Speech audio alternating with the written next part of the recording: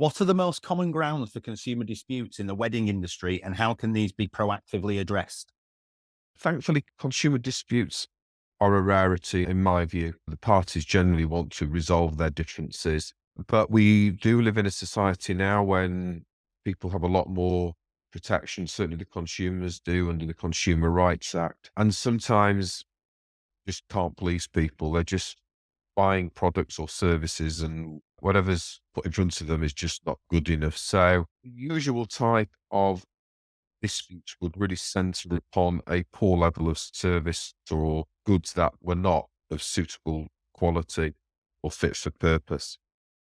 So that may be, say, a nice sort of dance floor, and you'd had a dance floor out, and suddenly the dance floor starts falling to pieces and people are tripping up and you can't dance. That would clearly be, in my view, a clear breach of contract on the part of the floor supplier or whoever's putting the stage together. The food, in my view, would probably be usually okay because that catering side of matters is really geared very heavily towards function. So very rarely you would come across a problem there. But there have been issues of suppliers going bust.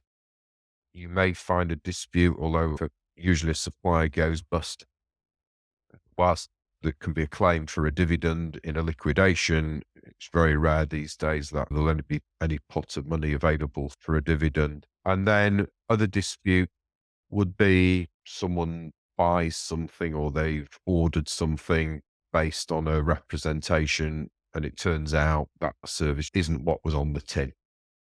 So let's supposing there's a wedding venue. Most consumers would actually visit the venue. I can't believe they would just turn up on the day. But let's supposing, beautiful, pristine, and it's fine. And then the consumer goes back 6 months later and suddenly find it's been flooded and that building, which looked beautiful, suddenly has got scaffolding on it. And it's not what was planned. That would clearly be a breach of contract, in my view.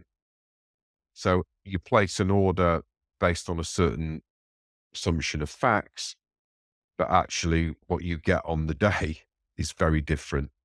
That's a clear breach of contract, but usually it's based on a drop in either the service itself or the goods that the consumer thought they were going to get, which is not up to the appropriate standard.